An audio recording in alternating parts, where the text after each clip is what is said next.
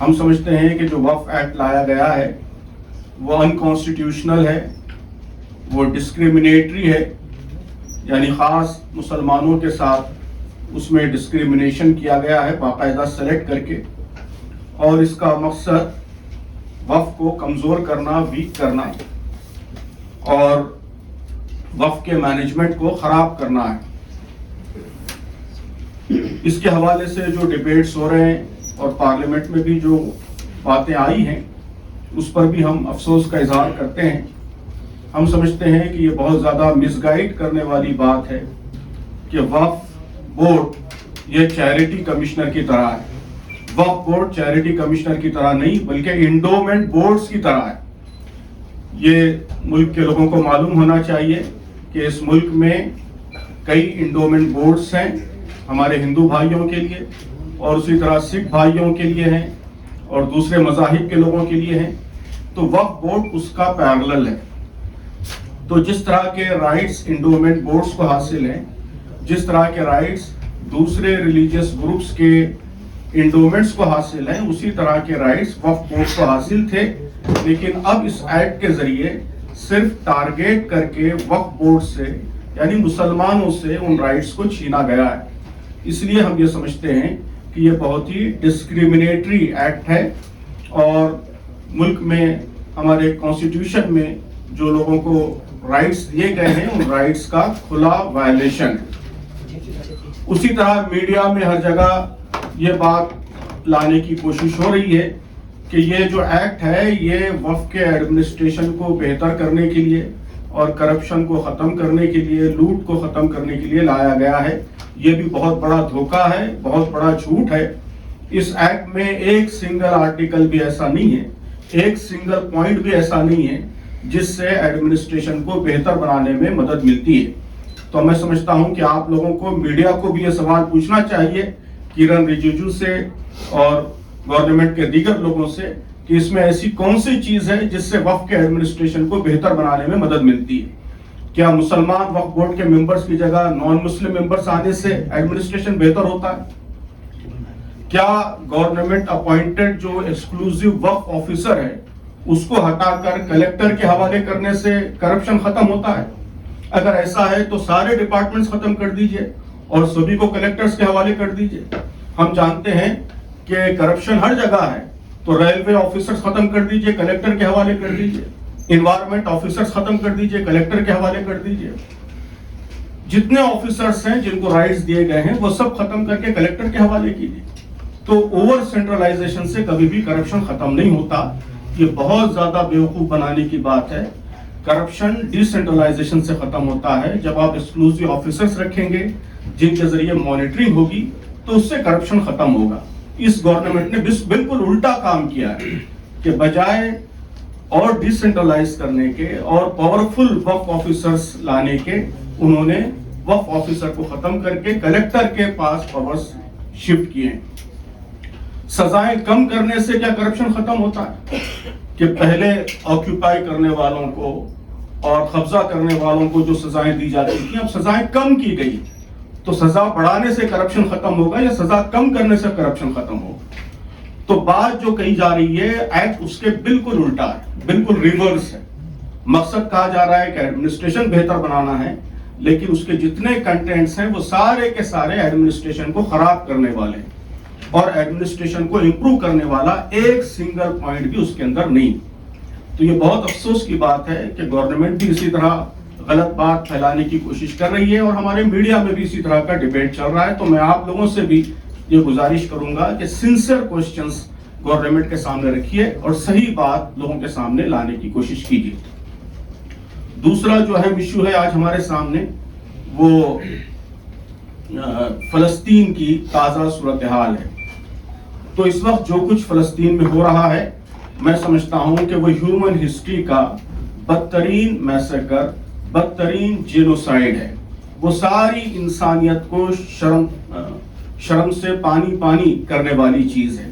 یہ کوئی وار نہیں ہے، یہ کوئی ڈیفنس نہیں ہے، بلکہ سویلینز پر ٹارگیٹ کر کے حملے کیے جا رہے ہیں، ہاسپٹلز پر حملے کیے جا رہے ہیں، ایمبولینسز کو ٹارگیٹ کیا جا رہا ہے، اسکولوں کو ٹارگیٹ کیا جا رہا ہے، پورے سٹی کو غزہ کو برباد کر دیا گیا ہے اور اب رفح کو برباد کرنے کے لیے آپ دیکھ رہے ہیں کہ کئی دنوں سے کام چل رہا ہے, بمباری ہو رہی ہے سویلین ایریاز پر. تو ہم سمجھتے ہیں کہ یہ ہماری تاریخ کا, ہمارے اتہاس کا, ہمارے ہسٹری کا ڈارکسٹ چیپٹر ہے جو اس وقت چل رہا ہے, اور اس پر خاموش رہنا, اس پر سائلنس, یہ بھی کرائم ہے, یہ بھی جرم ہے. تو اس لیے اس بربریت کے خلاف, اس ایٹروسٹی کے خلاف, اس جینوسائیڈ کے خلاف ملک کے تمام عوام کو آواز بلند کرنی چاہیے, دنیا کے سارے عوام کو آواز بلند کرنی چاہیے. ہماری حکومت کی جانب سے کنسرن آیا ہے کچھ دنوں پہلے, اس کو ہم ویلکم کرتے ہیں. ہماری حکومت یہ بھی کہہ رہی ہے کہ وہاں ریلیف ہندوستان بھیج رہا ہے, اس پر بھی ہم خوشی کا اظہار کرتے ہیں. لیکن ساتھ ہی ہم سمجھتے ہیں کہ ہندوستان ایک بڑی طاقت ہے, اور اس بڑی طاقت ہونے کے ساتھ ساتھ اس پر بڑی ذمہ داریاں بھی ہم پر عائد ہوتی ہیں. ہم کو اور زیادہ طاقت کے ساتھ آواز بلند کرنی چاہیے اور مجبور کرنا چاہیے بڑی طاقتوں کو کہ وہ اپنے امپیریلسٹ ڈیزائنز کے لیے, اپنے امپیریلسٹ آبجیکٹیوز کے لیے عام انسان, چھوٹے بچے, معصوم لوگ, ڈاکٹرز, ریلیف ورکرز, ان کی جانیں لینے کا جو خطرناک سلسلہ شروع ہوا ہے اس سلسلے کو فوری روکیں, اسرائیل کو اکاؤنٹیبل بنائیں. جو لوگ ان کرائم سے مبتلا ہیں ان پر باقاعدہ انٹرنیشنل کورٹ میں کیس چلے اور ان کو اس کی سزا دی جائے, اور جلد سے جلد اس وار کو ختم کرنے میں ہمارا ملک اور دنیا کی ساری طاقتیں اپنے اثر و رسوخ کا استعمال کریں. تو بس یہی دو باتیں تھیں. اب اس پر اگر کوئی سوال آپ کی جانب سے ہے تو اس کا استقبال ہے. سعادت اللہ حسینی صاحب, ابھی آگے کیا راستہ تھوڑا سا کلیئر رکھیں. میرا سوال یہ ہے کہ اب آگے کیا آپ لوگ کریں گے, کہ آل انڈیا مسلم پرسنل بورڈ کہہ رہا ہے کہ دیش ویاپی دونوں پردرشن کریں گے, آندولن کریں گے. جماعت کا کیا اسٹیٹس کو لے کر ہے, کس طرح سے لڑائی لڑی جائے گی وقف والے ایشو؟ جماعت بھی آل انڈیا مسلم پرسنل لا بورڈ کے ساتھ ہے. یہ جو ایشو ہے یہ آل انڈیا مسلم پرسنل لا بورڈ کا ایشو ہے, اور اس ایشو میں آل انڈیا مسلم پرسنل لا بورڈ کے ساتھ ساری مسلم آرگنائزیشنز مل کر یہ اسٹرگل کر رہی ہیں. تو جو کچھ آل انڈیا مسلم پرسنل لا بورڈ نے طے کیا ہے, کئی چیزیں طے کی ہیں. ایجیٹیشن طے کیا ہے, اور کورٹ میں اپیل, سپریم کورٹ میں اس کے خلاف اپیل کرنے کی بات طے کی ہے, اور ایم پیز کو اور جو اوپینین میکرز ہیں ان کو موبلائز کرنے کی بات طے کی ہے. تو ان سارے کاموں میں ہم اس کا تعاون کریں گے, اس کو سپورٹ کریں گے, اس کے ساتھ مل کر جدوجہد کریں گے. دیکھیے, کسی بھی ملک میں فیصلہ تو ظاہر ہے کہ سپریم کورٹ یا عدالت یا جو بھی آخری فیصلہ ہوگا تو قانون کی پابندی کا تقاضا یہی ہے کہ عمل تو اسی فیصلے کے مطابق ہوگا. لیکن اگر فیصلہ نامناسب ہے تو اس کے خلاف اپنی رائے رکھنا, اس پر تنقید کرنا اور اس کی غلطیاں واضح کرنا, یہ بھی ہر شہری کا, ہر سٹیزن کا حق ہے, ہر سٹیزن کا رائٹ ہے. تو ان دو باتوں میں کوئی تضاد نہیں ہے, کوئی الگ الگ بات نہیں ہے. عدالت فیصلہ کر دے گی تو اس کے بعد کوئی بھی سٹیزن کیا کرے اور کیا چاہ رہا ہے اس کے پاس, نہیں مانے گا تو کیا کرے. کوئی فیصلہ تو عدالت کا ہی چلے گا, وہی امپلیمنٹ ہوگا. لیکن اگر عدالت غلط فیصلہ کرتی ہے, پارلیمنٹ غلط فیصلہ کرتی ہے, کوئی بھی غلط فیصلہ کرتا ہے تو اس فیصلے کو غلط کہنا یہ بھی سٹیزن کا رائٹ ہے. ڈائیلاگ سے تو کبھی بھی انکار نہیں کیا گیا ہے. ڈائیلاگ تو ہونا چاہیے, بہت ضروری ہے. بلکہ بار بار ہم یہی بات کہہ رہے ہیں کہ گورنمنٹ بات کرے, ڈائیلاگ کرے, گفتگو کرے. کرن رجیجو جی بات کریں, کیوں نہیں بات کرتے وہ مسلم آرگنائزیشنز کو بلائیں اور بات کریں. ہم نے تو بار بار یہی مطالبہ کیا ہے.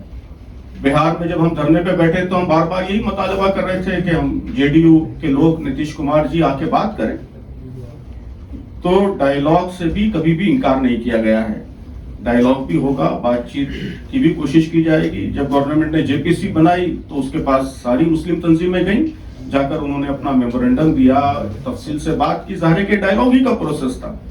تو ڈائیلاگ کی جب بھی گورنمنٹ نے ونڈو کھولی ہے اس کو بھرپور طریقے سے استعمال کیا گیا ہے.